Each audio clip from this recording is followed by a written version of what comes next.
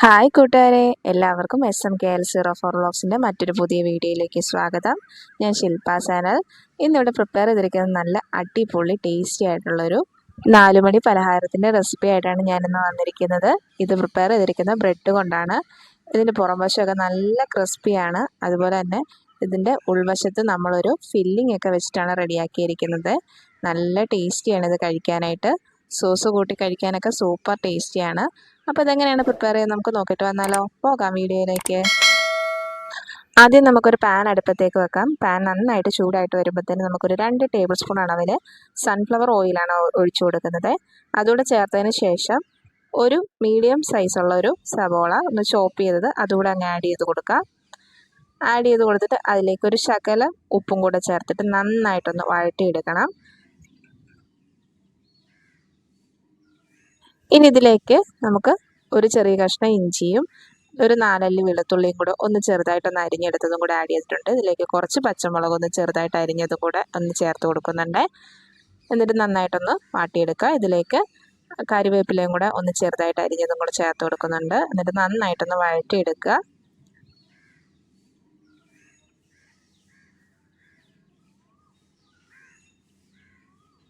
ഇനി ഇതിലേക്ക് ഒരു 1/2 ടീസ്പൂൺ അളവിൽ കാശ്മീരി ചില്ലി പൗഡർ ആഡ് ചെയ്ത് കൊടുക്കുന്നുണ്ട്.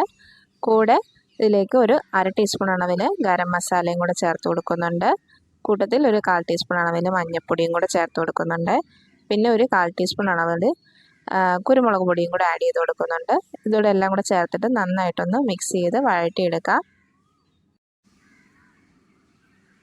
നന്നായിട്ട് വഴണ്ട് വന്നു കഴിയുമ്പോഴത്തേന് നമുക്കിതിലേക്ക് കുറച്ച് പെരിഞ്ചീരകം ഒന്ന് ചെറുതായിട്ടൊന്ന് ക്രഷ് ചെയ്തതാണ് അതുകൂടെ ഒന്ന് ആഡ് ചെയ്ത് കൊടുക്കാം. എന്നിട്ട് നമുക്ക് ഫ്ലെയിം അങ്ങ് ഓഫ് ചെയ്തിട്ട് ഇതൊരു പാത്രത്തിലേക്ക് മാറ്റാം.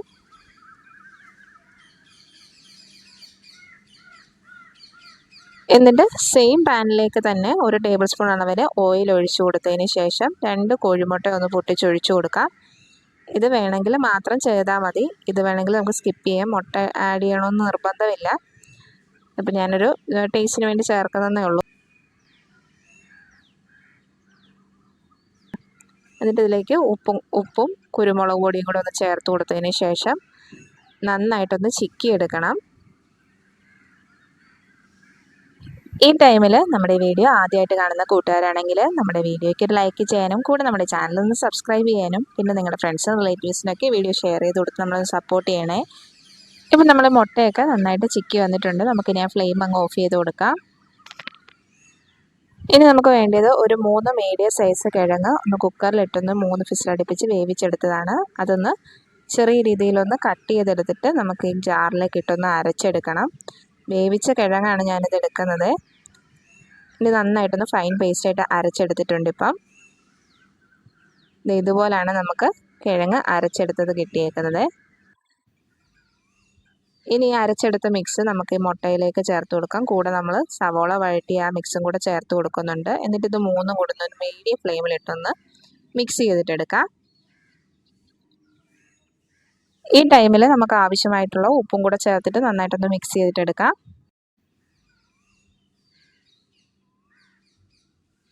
ഇനി ഇതിലേക്ക് ഒരു ടേബിൾ സ്പൂൺ അളവിന് ടൊമാറ്റോ സോസ് കൂടെ ആഡ് ചെയ്ത് കൊടുക്കുന്നുണ്ട്.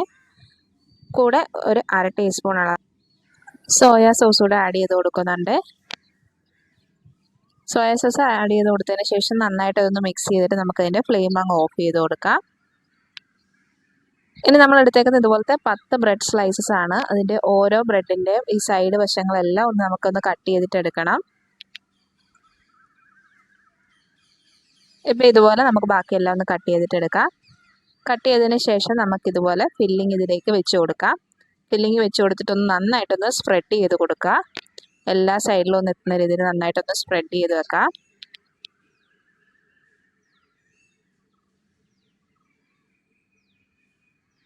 സ്പ്രെഡ് ചെയ്തതിന് ശേഷം നമുക്ക് ഇതുപോലത്തെ തന്നെ ഒരു പീസ് ബ്രെഡും കൂടെ വെച്ചിട്ട് ഇതിൻ്റെ മേളിലേക്ക് വെച്ച് നന്നായിട്ടൊന്ന് പ്രസ് ചെയ്തൊന്ന് ഇതിങ്ങനെ ഒന്ന് പ്രസ് ചെയ്ത് കൊടുക്കാം. എന്നിട്ട് ഒന്ന് ഇതുപോലെ ഒന്ന് കട്ട് ചെയ്തെടുക്കാം. ഇതുപോലെ 2 പീസാക്കിയിട്ടിട്ടുണ്ട്. ഇതുപോലെ നമുക്ക് ബാക്കിയുള്ള ബ്രെഡുകളെല്ലാം ഒന്ന് ഫില്ല് ചെയ്തിട്ട് ഇതുപോലെ ഒന്ന് കട്ട് ചെയ്ത് മാറ്റി വെക്കാം. ഇനി നമുക്കൊരു ജാർ എടുക്കാം. അതിലേക്ക് നമ്മൾ നേരത്തെ ബ്രെഡ് കട്ട് ചെയ്തതിൻ്റെ വേസ്റ്റ് വന്നിട്ടില്ലായിരുന്നു സൈഡ് വശങ്ങളെല്ലാം, അതെല്ലാം നമുക്ക് ഈ ജാറിലേക്ക് ഇട്ടൊന്ന് ക്രഷ് ചെയ്തിട്ട് എടുക്കാം. ക്രഷ് ചെയ്തതിന് ശേഷം നമുക്കൊരു പാൻ അടുപ്പത്തേക്ക് വെച്ചിട്ട് ഈ ബ്രെഡ് പൊടി ഇതിലേക്ക് ആഡ് ചെയ്ത് കൊടുത്ത് ഒന്ന് റോസ്റ്റ് ചെയ്തിട്ടെടുക്കണം. ഒന്ന് ചെറിയ രീതിയിൽ ഒന്ന് റോസ്റ്റായിട്ട് കിട്ടിയാൽ മതി. ഒത്തിരി കളറൊന്നും ചേഞ്ച് ആവുന്ന രീതിയിലൊന്നും റോസ്റ്റ് ആക്കണ്ട. നമ്മളിങ്ങനെ റോസ്റ്റ് ചെയ്ത് വരുമ്പോഴത്തേനൊന്ന് എടുത്തൊന്ന് ചെറുതായിട്ടൊന്ന് പിടിച്ച് നോക്കുമ്പോൾ ഒന്ന് ക്രിസ്പി ആയിട്ടിരിക്കുമ്പോഴത്തേനും നമുക്ക് ആ ഫ്ലെയിം അങ്ങ് ഓഫ് ചെയ്ത് കൊടുക്കാം.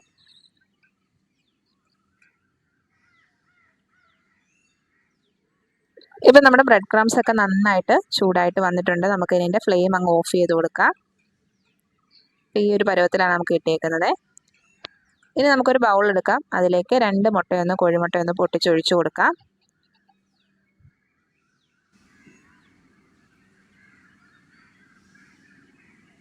ഇനി ഇതിലേക്ക് ആവശ്യത്തിനുള്ള ഉപ്പ് ചേർത്ത് കൊടുത്തതിന് ശേഷം നന്നായിട്ടൊന്ന് ബീറ്റ് ചെയ്തിട്ടെടുക്കാം.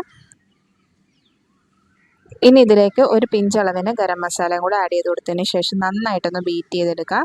നന്നായിട്ടൊന്ന് അടിച്ച് പതപ്പിച്ചെടുക്കാം. ഇപ്പം നമ്മുടെ ബ്രെഡ് ക്രംസും എഗ്ഗ് ബീറ്റ് ചെയ്തൊക്കെ ഇവിടെ റെഡി ആയിട്ടുണ്ട്. ഇപ്പം നമ്മൾ കട്ട് ചെയ്ത് വെച്ചിരിക്കുന്ന ഈ ബ്രെഡ് പീസസ് ഓരോന്നായിട്ട് ഇതുപോലെ മുട്ടയിലേക്ക് മുക്കിയെടുത്തിട്ട്, ഒത്തിരി നേരം മുക്കി വെക്കരുത്, ഒന്ന് ജസ്റ്റ് ഒന്ന് നന്നായിട്ട് എല്ലാ സൈഡും ഒന്ന് മുക്കിയെടുത്തതിന് ശേഷം ഈ ബ്രെഡ് ക്രംസിലേക്ക് ഇട്ടൊന്ന് കോട്ട് ചെയ്തെടുക്കുക. എല്ലാ വശങ്ങളും നന്നായിട്ടൊന്ന് കോട്ട് ചെയ്തെടുക്കുക. ഇതുപോലായിട്ട് കിട്ടും. നമുക്കിതുപോലെ ബാക്കിയെല്ലാം നമ്മളൊന്ന് ചെയ്തെടുത്തിട്ടുണ്ട്. അപ്പോൾ 10 എണ്ണം നമ്മളിവിടെ ചെയ്ത് വെച്ചിട്ടുണ്ട്. അടുപ്പത്തേക്ക് വെക്കാം. അതിലേക്ക് നമ്മൾ വറക്കാൻ ആവശ്യമായിട്ടുള്ള ഓയിൽ ഒഴിച്ചു കൊടുത്തിട്ടുണ്ട്. നന്നായിട്ട് ചൂടായി കഴിയുമ്പോഴത്തേനും നമുക്കിതിലേക്ക് ഓരോന്നോരോന്നായിട്ട് ഇട്ട് കൊടുത്ത് ഒന്ന് ഫ്രൈ ചെയ്തിട്ടെടുക്കാം. എണ്ണ നന്നായിട്ട് ചൂടായതിന് ശേഷം മാത്രം നമ്മൾ മീഡിയം ഫ്ലെയിമിലേക്ക് ഇട്ടിട്ട് വേണം നമ്മളിത് ഫ്രൈ ചെയ്തിട്ടെടുക്കാനായിട്ട്.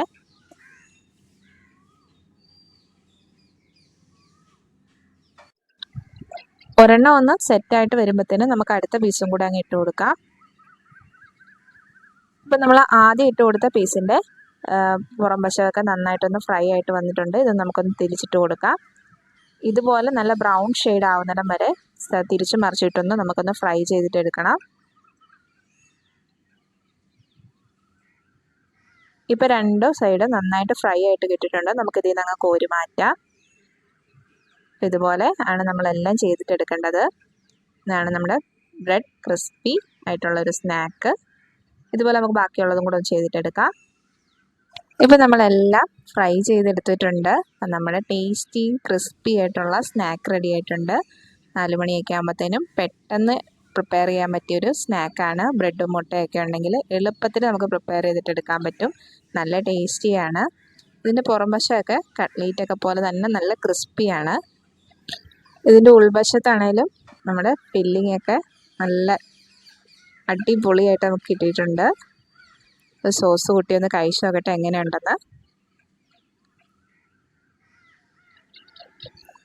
നല്ല ടേസ്റ്റും ഉണ്ട്.